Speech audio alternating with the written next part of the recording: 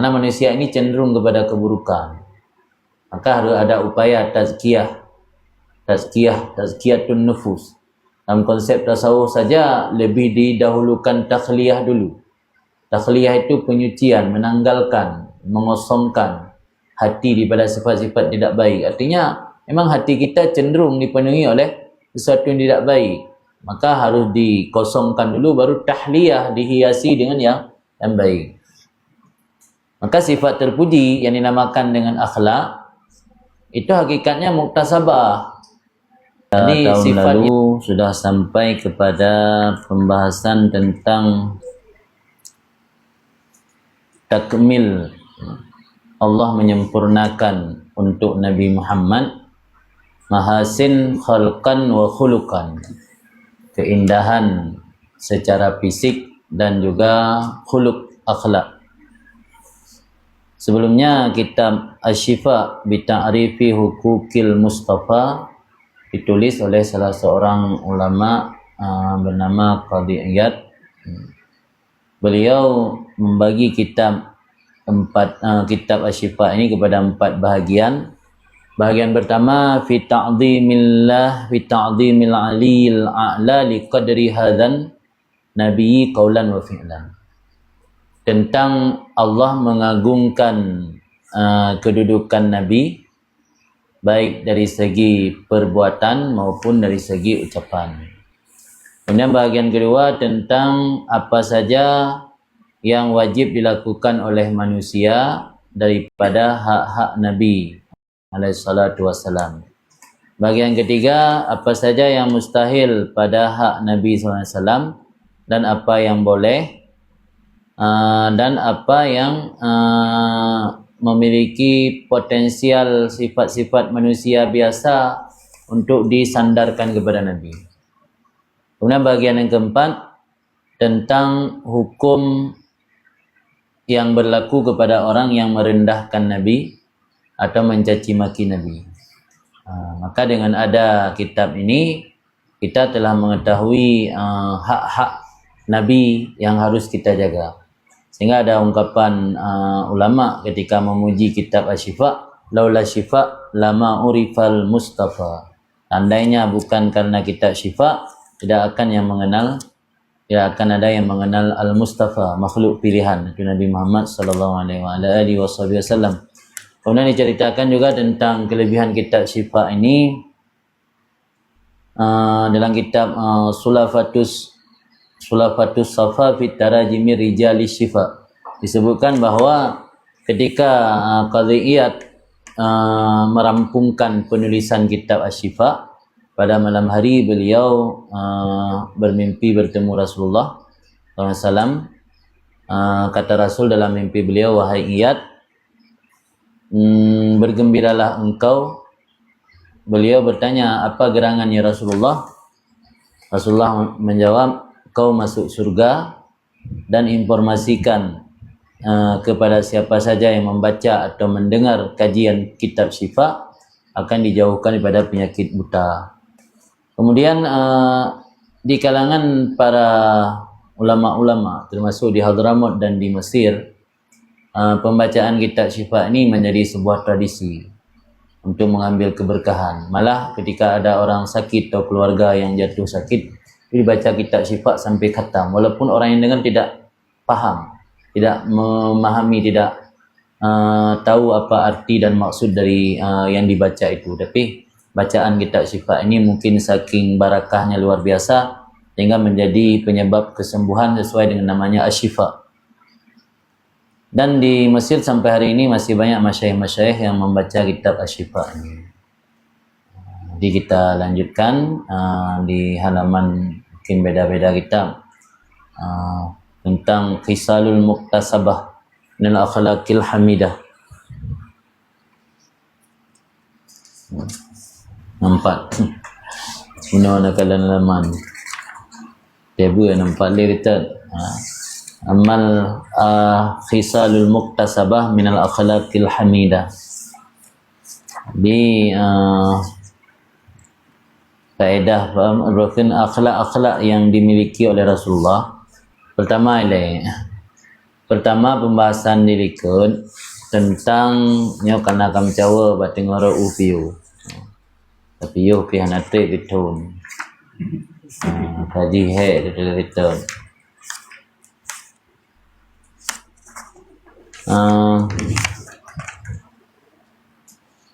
Jadi tentang bagaimana Allah menyempurnakan kekasihnya itu Nabi Muhammad SAW dengan diberikan kepada beliau mahasin, kebaikan-kebaikan, keindahan baik dari segi fisik dan perawakan beliau maupun dari segi akhlak yang beliau miliki. Dalam bab kedua ini ada beberapa pasal yang dibahas. Pertama tentang sifat-sifat atau kriteria Nabi yang indah. Kemudian tentang nadhafah, kebersihan tubuh Nabi dan bau wangi beliau. Kemudian tentang sempurnanya akal dan kecerdasan beliau. Kemudian tentang fasahah lisan dan balaghah beliau. Kemudian selanjutnya tentang apa lagi? Tentang mulia nasab beliau. Kemudian tentang kebutuhan-kebutuhan hidup yang beliau jalankan, yang semua itu menunjukkan kepada kesempurnaan beliau. Karena di antara kebutuhan hidup itu ada 3 macam. Ada kebutuhan hidup yang nilai keutamaannya terletak pada sedikit. Ada kebutuhan hidup yang letak keutamaannya pada banyak. Ada yang tergantung kondisi. Kebutuhan hidup yang letak keutamaannya pada sedikit, contohnya makan, tidur. Makan, tidur, letak keutamaan bukan pada banyak, tapi pada sedikit. Rasulullah sedikit tidur, Rasulullah sedikit makan. Ada juga kebutuhan hidup yang letak keutamaannya pada banyak. Kebutuhan hidup yang letak keutamaannya pada banyak, misalnya nikah. Rasulullah banyak nikah. Tanda apapun kebutuhan hidup manusia itu yang dimiliki, yang dilaksanakan atau yang diaplikasikan oleh Rasulullah pada yang nilai plusnya, bukan nilai minusnya. Jadi yang terbaik itu yang dimiliki oleh Rasulullah. Hatta kebutuhan hidup manusia pun Rasulullah mengambil yang sisi plusnya, sisi yang baiknya. Jadi yang pujian manusia, kebutuhan hidup yang mendapat pujian manusia ketika banyak, contoh seperti nikah dan jah. Jah dia memiliki popularitas. Semakin tinggi popularitas, semakin tinggi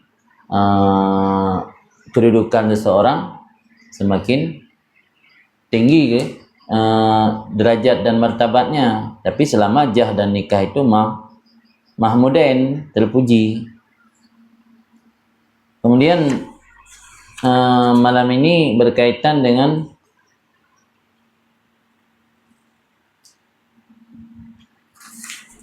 Kisal muktasabah. Di antara perkara-perkara yang dimiliki oleh Rasulullah atau sifat-sifat adalah yang dinamakan dengan akhlak. Fa'amal khisalul muktasabah inan juta Melayu. Jadi kita ke nang holi.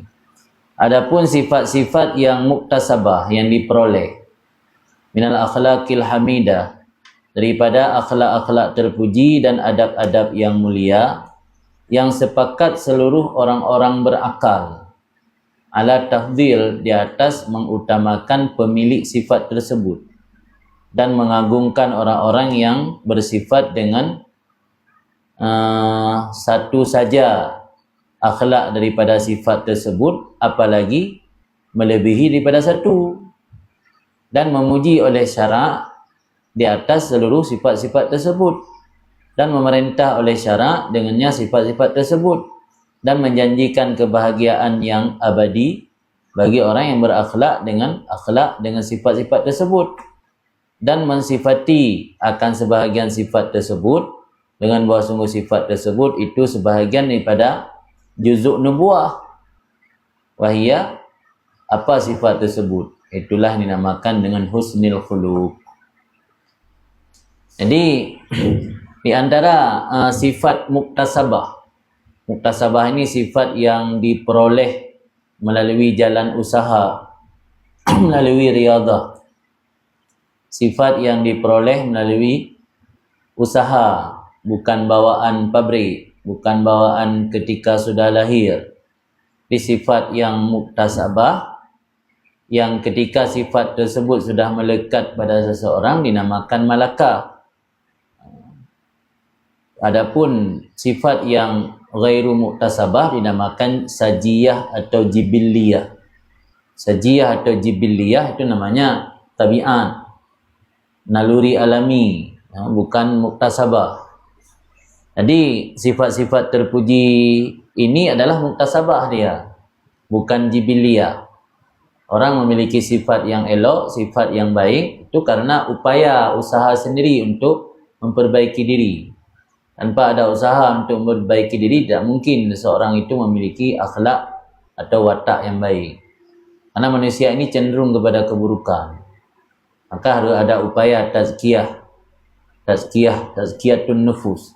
Dalam konsep tasawuf saja lebih didahulukan takhliyah dulu. Takhliyah itu penyucian, menanggalkan, mengosongkan hati daripada sifat-sifat tidak baik. Artinya memang hati kita cenderung dipenuhi oleh sesuatu yang tidak baik. Maka harus dikosongkan dulu, baru tahliyah, dihiasi dengan yang baik. Maka sifat terpuji yang dinamakan dengan akhlak itu hakikatnya muktasabah. Jadi sifat yang muktasabah, diupayakan, diusahakan. Dia tidak mungkin datang sendiri dia. Maka disebut malakatun nafsaniyah ketika dia sudah melekat menjadi karakter pada seseorang, disebut malakah. Adapun sifat-sifat yang diperoleh daripada akhlak terpuji dan adab-adab yang mulia yang sepakat seluruh orang berakal. Kenapa disebut ukala? La ibrata bil juhala. Karena tidak ada ibrah, la ibrah, tidak diperhitungkan orang-orang jahil. Jadi yang diperhitungkan itu adalah khudala, ulama, ukala. Adapun juhala, la ibrata bil juhala. Orang-orang jahil itu tidak diperhitungkan. Maka ittifaq orang jahil tidak la ibrata bi, tidak ada tidak diperhitungkan. Sepakat bina rukun urun jahi, ya, jamaah al-tiktiyun, sepakat bina jamaah tiktiyun suka mengatakan sesuatu, hanya la ibrata selama jamaahnya kan khudala, ulama ataupun ukala. Jadi sifat-sifat yang diperoleh daripada akhlak terpuji yang sepakat ubena orang-orang berakal bahawa pemilik sifat tersebut memiliki keutamaan. Ta'zim, muttasif, dan diagungkan orang-orang yang bersifat dengan satu saja daripada sifat-sifat terpuji. Fadlan amma fawqah, apalagi lebih dari satu. Khabar tentang sifat terpuji sepakat bahawa pemiliknya adalah orang yang baik, orang yang mulia. Apalagi bukan hanya satu. Wa asna syar'u, dan syariat memuji seluruh sifat-sifat terpuji tersebut, tidak ada yang mencela, dan memerintah umat biha dengan sifat-sifat terpuji tersebut. Wa wa'ada sa'adatal abadiyah, dan dijanjikan bahagia yang kekal bagi orang-orang yang berakhlak dengan sifat-sifat terpuji tersebut, dan malah mensifati sebahagian sifat terpuji termasuk daripada juzuk nubuah. Dalam sebuah hadis misalnya sabda Rasul, as-samtal hasan wa tu'addah wal iktisad juz'un min arba'i wa isyrina juz'an minan nubuwah. Artinya as-samtal hasan, perangai yang baik, wa tu'addah, sifat kehati-hatian, wal iktisad, tidak berlebihan dalam menggunakan sesuatu, sederhana. Itu satu juzuk daripada 24 buah juzuk nubuah. Maksud juzuk daripada nubuah artinya akhlak mulia ini adalah anugerah yang diberikan oleh Allah kepada para nabi-nabinya. Tadi disebut min azizain nubuah. Apa perkara yang diperoleh melalui jalan usaha tersebut yang sepakat semua orang-orang berakal pemiliknya adalah memiliki keutamaan, itulah al-musammah bihusnil khuluq, yang dinamakan dengan keindahan akhlak. Apa makna akhlak yang indah? Wa huwa al-i'tidal fi quwwan nafsi wa awsafiha. Akhlak yang indah adalah keseimbangan dalam kekuatan nafsu dan sifat-sifat nafsu.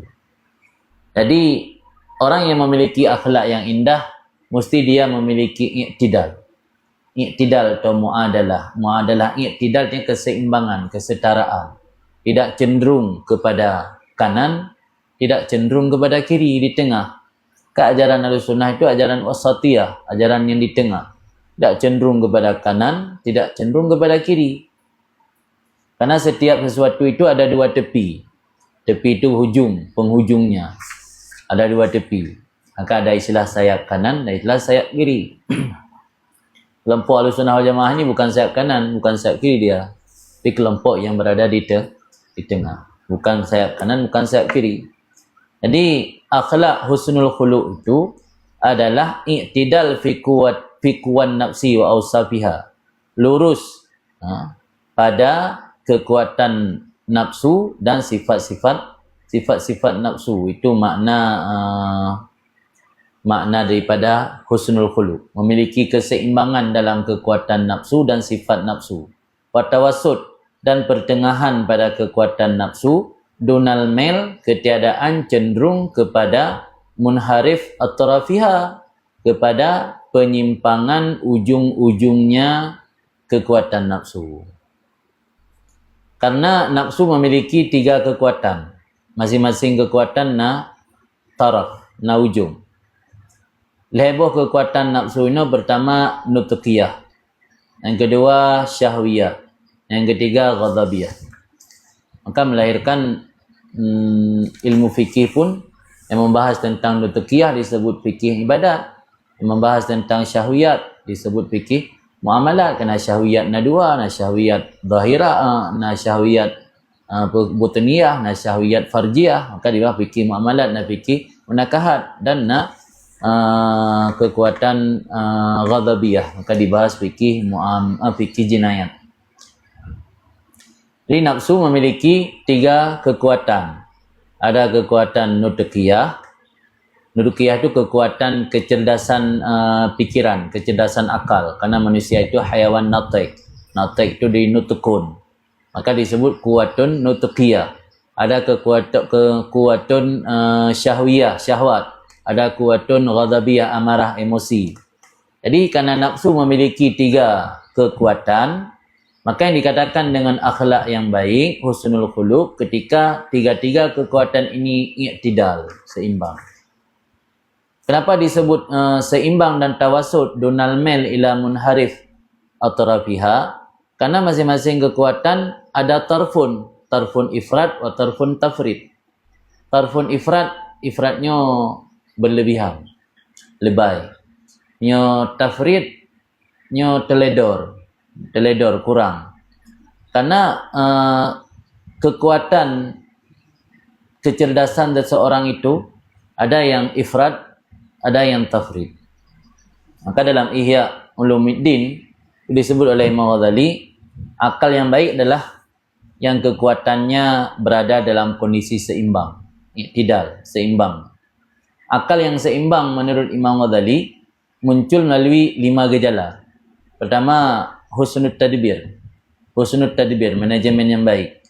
Yang kedua, judatud zihin, kejernihan pikiran. Yang ketiga, saqabatur ra'i, ketajaman opini.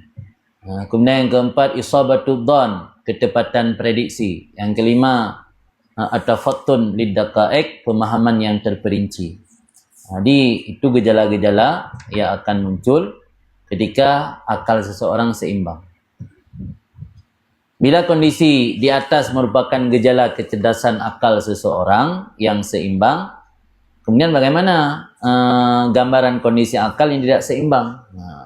Gambaran kondisi akal yang tidak seimbang itu dijelaskan oleh Imam Ghazali dalam kitab Ihya melalui dua kondisi, iaitu kondisi pertama ifrat, berlebihan atau ekstrim. Kemudian kondisi kedua tafrid, iaitu istilahnya kurang. Kalau ifrat itu ekstrim atas, tafrid ekstrim bawah.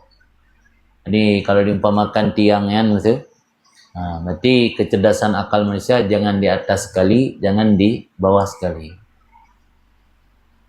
Karena dijelaskan dalam ia kecerdasan akal yang terlalu berlebihan ketika tidak dalam kondisi seimbang, ini akal yang terlalu berlebihan dapat merusak dan muncul dalam bentuk-bentuk perilaku yang tidak adil dan perilaku jahat.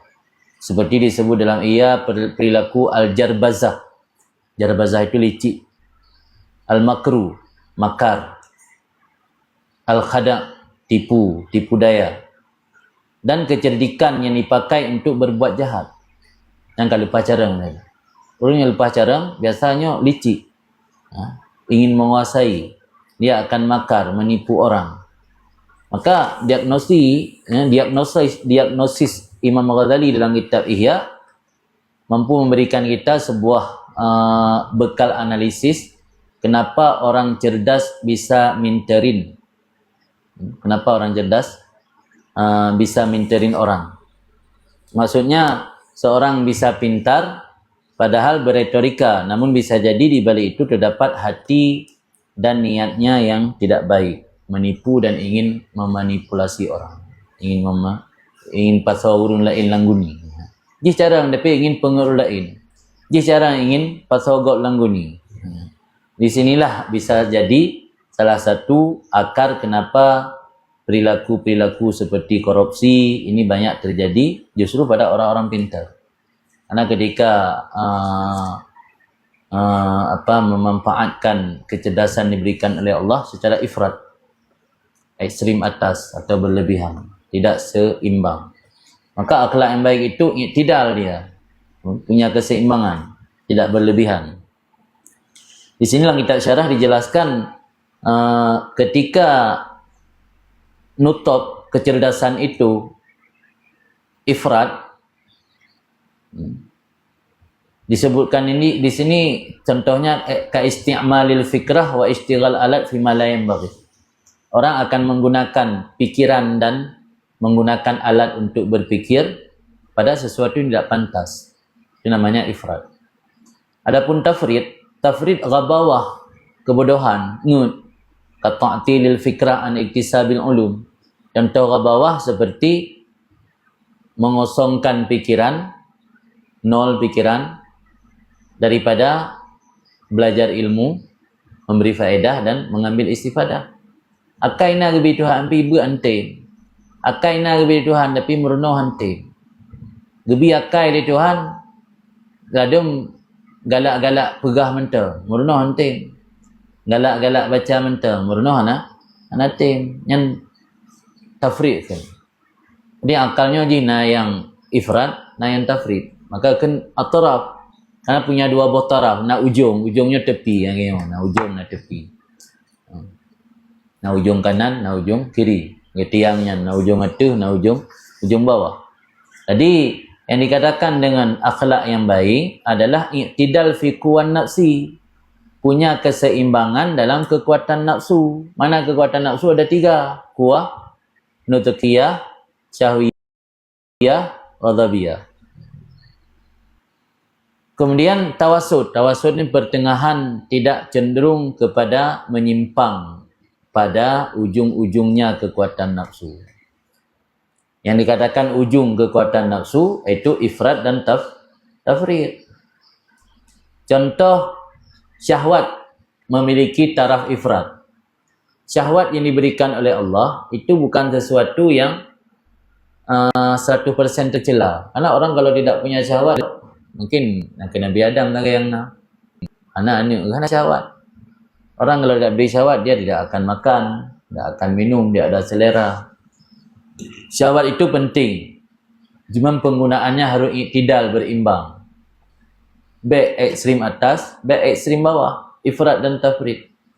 Penggunaan syahwat secara ifrat akan mendampak kepada fujur. Contoh inhimak, asyik fil ladzat, dalam segala bentuk kelazatan. Contoh penggunaan syahwat secara tafrid akan berdampak kepada khumud, melemah atau reda. Seperti orang meninggalkan apa saja yang diruksahkan oleh syariat. Atau yang kagabi lah agama nak galak ke? Nam kat agama yang kahwin nak galak ke? Agama giu apa kan giu cok kemudahan-kemudahan dalam perantauan. Nak galak ke? Sebab nak syahwat baca kan kepadam, kan mereda, nak menyalali.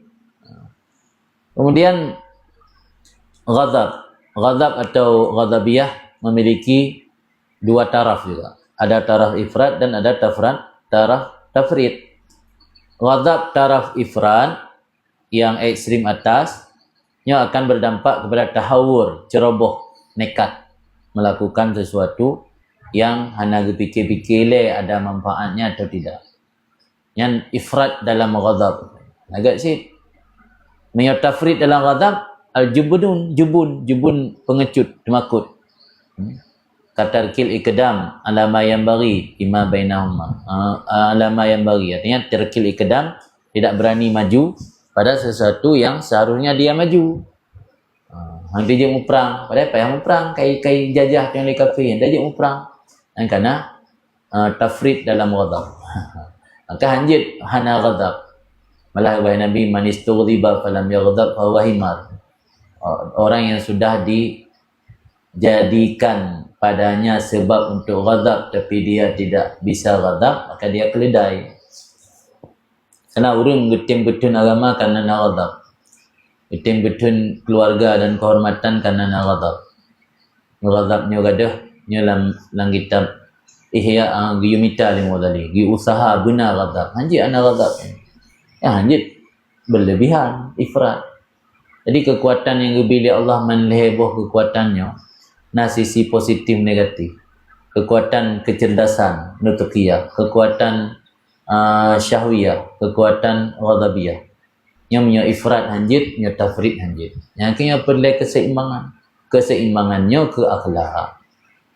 Kaya handa rempak ada yang hana tak berat, hana gedidik tanya. Gedidik le mulai dari keluarga ada yang didik. Baru tak berseimbang, hamba tak ada seimbang.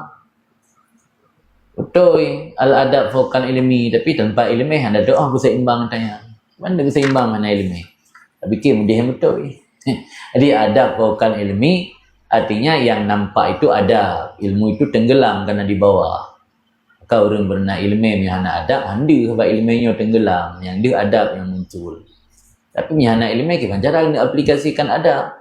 Mendalah sebahagian daripada adab itu husnul khuluq. Husnul khuluqnya iktidal. Iktidalnya butuh rambu untuk tapi iktidal. Kan cara tanya seimbang tanpa ada ilmu. Hana rambu-rambu aturan. Apa tak ada seimbang, hana seimbang. Kan? Jadi yang boleh nak buah patra. Yang memandumnya menyebab manusia yang payah murno untuk keroi. Fajami'uha. Dan maka seluruhnya akhlak-akhlak terpuji itu sungguh adalah akhlak Nabi kitanya. Nabi Muhammad yang akhlak ke apa yang jeroh-jeroh mandumuno yang sepakat li urang yang nak akai yang adalah sifat terpuji Nabi tanya. Sallallahu alaihi wasallam. Alal intiha fi kamaliha wal i'tidal fi ila ghayatiha. Nabi kita memiliki sifat-sifat tersebut alal intiha fi kamaliha. Puncak kesempurnaan dan i'tidal ila ghayatiha, keseimbangan sampai ke puncak. Jadi Nabi memiliki sifatnya hanya cilek-cilek. Habis sempurna dan habis seimbang. Dia tanya kadang seimbang pada tapit mata, pada kakalan le juga, kira katupat anonan. Tak kalau tak kekalan tu hana dupat le jekok lo. Tapi menjawab Nabi hana ada berat tak kekalan dia sit seimbang. Hatta asna sehingga Allah sendiri memuji atas Nabi dengan demikian sifat keberimbangan mana, iaitu akhlak mulia. Maka Allah Ta'ala berfirman, wa innaka la'ala khuluqin azim. Kamu, wahai Muhammad, sungguh berada atas akhlak yang terpuji, akhlak yang agung. Jadi Allah Ta'ala gepuja Nabi ala khuluqin azim. Yang tanda khuluq adalah i'tidal. I'tidal yang nabak manusia, sepakat semua orang-orang berakal menganggap pemilik i'tidal tersebutlah terpuji. Yang mana Nabi memiliki sifat i'tidal, dan bukan i'tidal kaleng-kaleng yang dimiliki oleh Nabi, i'tidal yang puncak kesempurnaan. Berarti selama orang itu cerdas, baik dia beriman ataupun tidak, pasti dia tidak akan menafikan kesempurnaan pada Nabi Muhammad. Hanya orang-orang inat saja, orang-orang yang hasad saja, seperti Yahudi yang tidak mengakui kesempurnaan Nabi Muhammad sallallahu alaihi wasallam. Sehingga berkata Sayyidah Aisyah, kana khuluquhu Al-Qur'ana, adalah akhlak Nabi SAW itu Quran. Ketika ada orang bertanya kepada Sayyidah Aisyah, salah satu isteri baginda Nabi Muhammad SAW, tentang bagaimana akhlak Nabi Muhammad, apa jawaban Sayyidah Aisyah? Kana khuluquhu Al-Qur'ana, akhlak Nabi itu Quran semua. Apa maksud akhlak Nabi Quran semua? Yarda biridah wa yaskhat bisakhati. Nabi ridha dengan keridaan Al-Quran, Nabi marah dengan marahnya Al-Quran.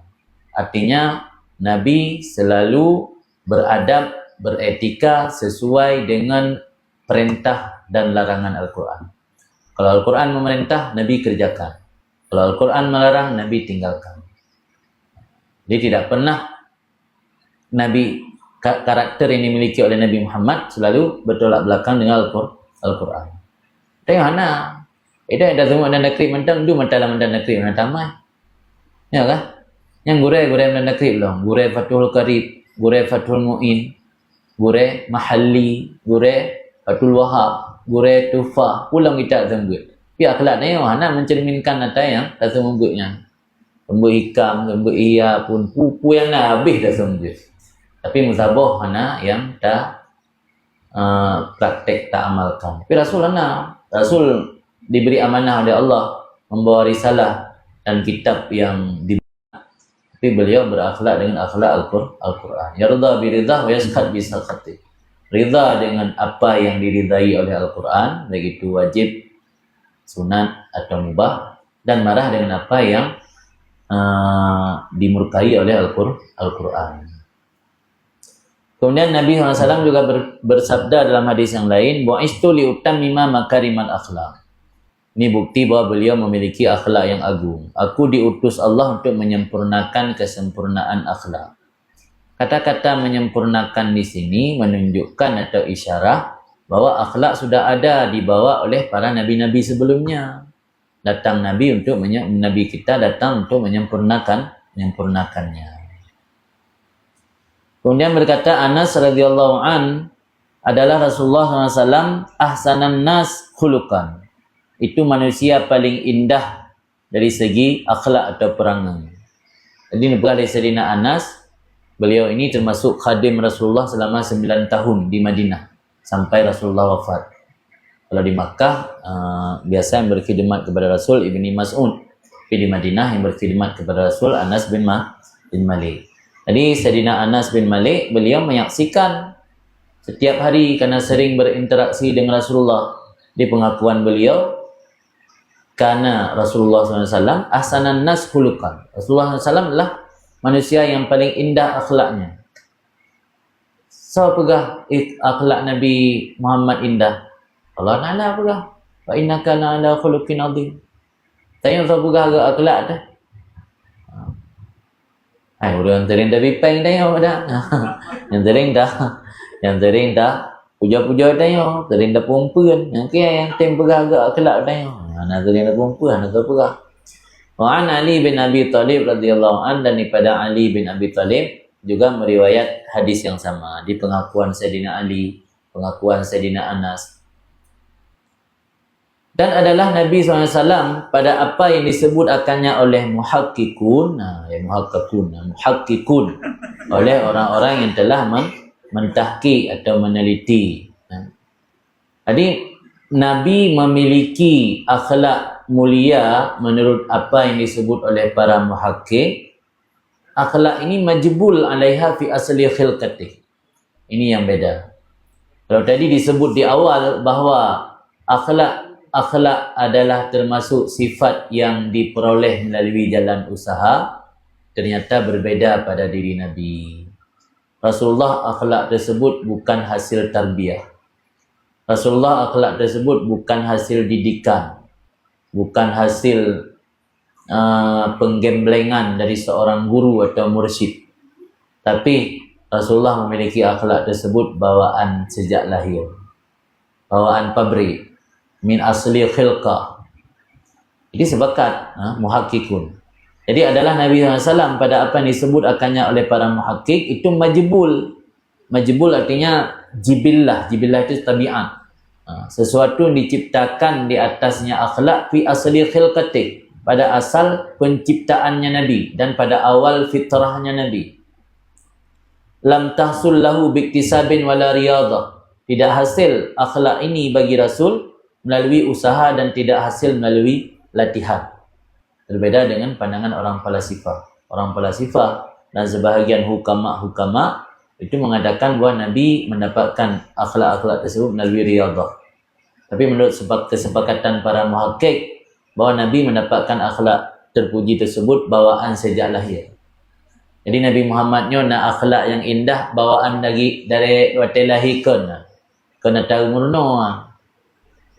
Sebab yang membentuk karakter seseorang itu ada 3. Orang tua, lingkungan, guru.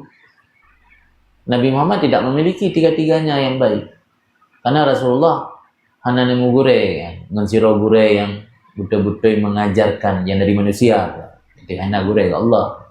Malaikat Jibril yang gure manusia hanya. Rasulullah hanya dididik oleh sira orang isi karena ubahkan orang isi kah awafu. Dan Rasulullah tidak dididik oleh lingkungan karena lingkungan Rasulullah lingkungan tidak bermoral, tidak berakhlak. Makkah katanya 6 Kaabah penuh berhala. Jadi hanya bukan lingkungan yang mempengaruhi watak Rasulullah. Bukan keluarga dan guru yang mempengaruhi kepribadian Rasulullah. Tapi siapa juga ketika ditanyakan kepada Rasulullah, siapa yang mendidik engkau wahai Muhammad? Apa jawaban Nabi dalam sebuah hadis? Adabani Rabbi fa ahsana ta'dibi. Tuhanku yang mendidikku fa ahsana ta'dibi, maka Tuhan memperindah ta'dib. Jadi pengakuan dari Rasul bahwa beliau bukan dididik oleh siapa-siapa. Adabani Rabbi fa ahsana ta'dibi.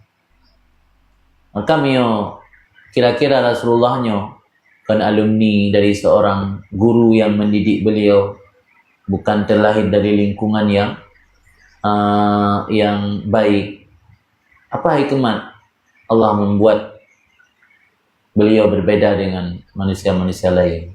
Untuk menunjukkan kamalat kesempurnaan beliau itu zatiyah, bukan aradiyah. Kesempurnaan beliau itu karena zati diri beliau. Ayo kadang-kadang lebih tanyo, ituri tanyo, terkenal tanyo, na pengaruh gurau dibaca. Ya kah? Takui hana takui, kadang-kadang bangka masyhur road hati ngateli tengok gurau nasi urun yang. Tapi takui hana takui tanyo diterima oleh urun, dimuliakan di masyarakat. Nah pengaruh keberkahan dari gurau. Jadi karena dro ardi kendati. Tapi Rasulullah zati beliau tidak terlahir dalam lingkungan yang baik-baik. Beliau tidak dididik oleh seorang guru atau oleh orang tua. Karena orang tua laki akan meninggal dalam lahir beliau. Orang si inang meninggal ketika usia beliau pada 16 tahun, 16 tahun. Tentang usia yang anak-anak yang belum mungkin untuk dididik lah. Macam usia 4 tahun kemudian dan dididik. Tapi ternyata beliau memiliki akhlak luar biasa yang dipuji oleh Allah. Maka karena yang berbeda dengan manusia biasa, akhlak yang ada pada Rasulullah lam tahsul biktisab wala riyadhah. Tidak hasil baginya Rasul melalui jalan usaha dan tidak hasil pula melalui jalan riyadhah. Mana riyadhah latihan. Kan melalui latihan akhlak yang nambah Rasulullah. illa bijudin ilahiyin, kecuali dengan anugerah ilahi. Jadi anugerah akhlak baik yang naba Rasulullah melalui anugerah dari Allah, hasil bijazbah, jazbahnya jazbah samdaniyah, jazbahnya dari wali jazab. Jadi akhlak yang naba Rasulullahnya melalui jazbah, di Allah ditarik kepada akhlak yang kan melalui iktisab. Bedanya melalui iktisab, beda zahar gerot, hana tarik. Gaya hana tak abu mati hamalin. Abah hana tarik ni yang wujud ke malim, tahu zahar gerot, tinjak kena niat buat malim. Tak jak ha. Rasul kau tarik. Beda je orang tarik hana tarik. Lagi orang mesti tamat babajai, tamam guna ular rumah. Paju kauri le. Nak beda tarik hana. Mana tu nak tarik kalau tu pintu pi kajak orang gitu. Saya kat tu pintu, dah kajak orang sini. Jadi maka karena yang sangat pantas kitanya merasa bahagia ketika tamam bulan Rabiul Awal karena mengingat sosok yang dilahirkan di bulan Rabiul Awal. Maka dia pegali Habib Umar pun la ya'rifu qadral maulid illa man arafa qadral maulud. Tidak bisa mengetahui menilai kedudukan bulan Maulid kecuali orang-orang yang bisa menilai kedudukan orang yang dilahirkan di bulan Maulid. Maulid itu sosok dilahirkan di bulan Maulid. Wa khususiyah rabbaniyah. Jadi akhlak mulia yang ada pada diri Rasulullah itu didapatkan dengan judin ilahi, anugerah-anugerah dari ilahi, wa khususiyah rabbaniyah, dan keistimewaan daripada Tuhan. Wahakaza lisail anbiya, demikian juga seluruh para nabi-nabi lain lagi yang